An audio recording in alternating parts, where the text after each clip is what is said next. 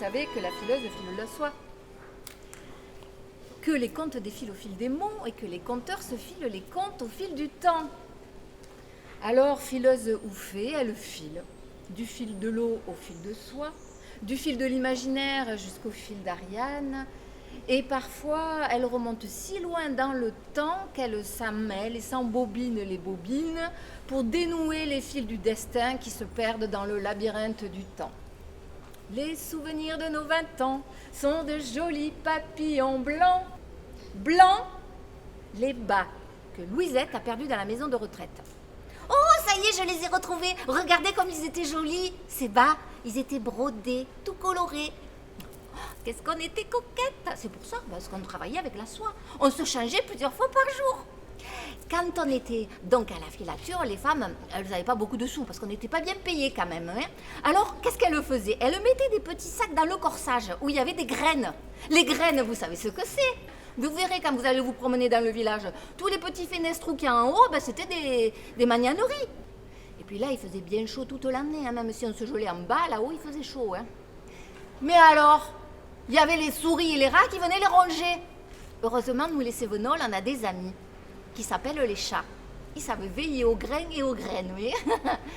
Mais ils n'ont rien pu faire contre la pébrine. Là, c'est Monsieur Pasteur. Il a fallu l'appeler pour qu'il règle le problème. Il n'a pas réglé entièrement, mais quand même, il a pas mal fait. Passer d'un monde à l'autre, découvrir la grotte, le cercle des fées. Alors ce chemin que vous prenez, c'est le chemin que prenaient les fileuses de soie en ce temps-là. Et Alice est une fileuse qui déteste filer. Le seul échappatoire qu'Alice a trouvé, c'est de rêver. Et quand elle rêve, elle laisse filer la soie entre ses doigts et le temps. À quoi rêve le ruisseau? Oui, le bidoule. Au lieu de passer par le carré de soie, je vais changer mon itinéraire. Je vais prendre un raccourci et passer par la Marianne.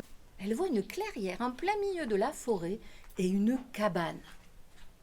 Et elle voit une très vieille femme qui file ses propres cheveux blancs et à chaque fois qu'elle en arrache un plus fin pousse à nouveau.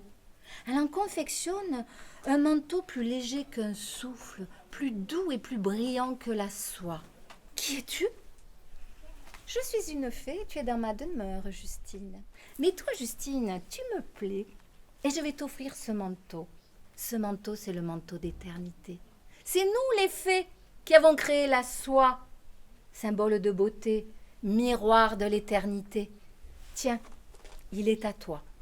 Passer d'un monde à l'autre, découvrir la porte, le cercle des fées. Quels sons, quelles voix sortent des profondeurs, du ventre de la terre, de la lumière du ciel. Je me souviens d'elle.